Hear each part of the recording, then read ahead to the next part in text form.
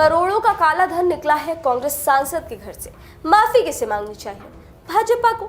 इस काले धन का ना हिसाब है और कहां से आए ना इसका जवाब है। पर शर्मिंदा किसको होना चाहिए? भाजपा को।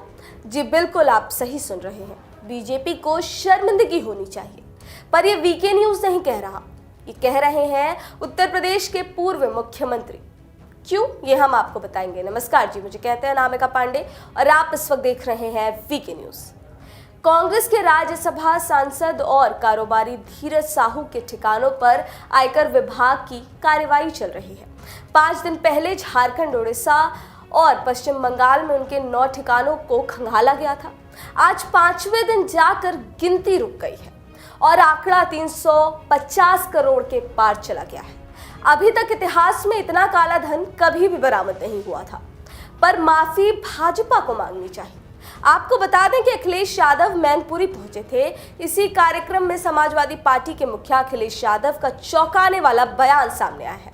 कांग्रेस सांसद के यहां से भारी मात्रा में कैश मिलने की जिम्मेदारी पूरी बीजेपी पर आ जाती है।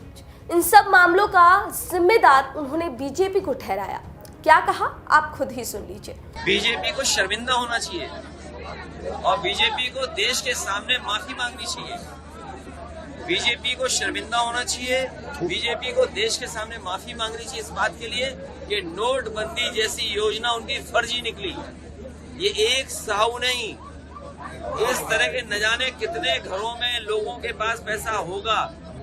सरकार अगर ये बात कह रही है कि किसी घर में 250 करोड़ से ज्यादा पैसा निकला है, तो सरकार ये भी बताए कि 2000 रुपए जो आपने छापे थे वो किन किन बैंकों में, किस जिले में, किस बैंक की ब्रांच में सबसे ज्यादा जमा हुए हैं। जो सरकार नोटबंदी का सबसे बड़ा फैसला लाई हो और कहती है उसके बाद काला धन खत्म हो जाएगा, आतंकवाद खत्म हो जाएगा, तो बताओ उस व्यक्ति के घर पर या उस जगह पर इतना पैसे कैसे निकल रहा है? तो आपने सुना किस तरह समाजवादी पार्टी के मुखिया कह रहे हैं कि नोटबंदी की योजना फेल हुई है, क्योंकि बीजेपी का नोटबंदी पर सबसे पहला दावा यही था कि काला धन खत्म हो जाएगा।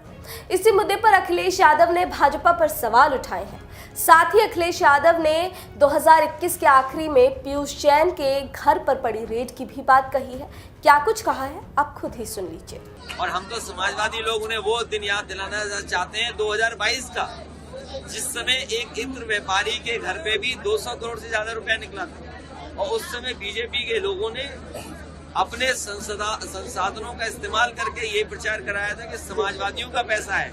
हम उन्हीं बीजेपी के लोगों से कहना चाहते हैं कि वो इत्र व्यापारी पे अगर समाजवादियों का पैसा था तो अब तो चुनाव आ गया है, कम से कम आधा ही हम लोगों के पास भिजवा दो।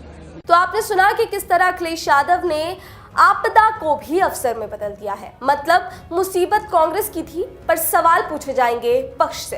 फिलहाल के लिए इस खबर पर आप क्या कहेंगे, हमें कमेंट सेक्शन में जरूर बताएं और देखते रहें वीके न्यूज। धन्यवाद। वीके न्यूज, राष्ट्र के नाम।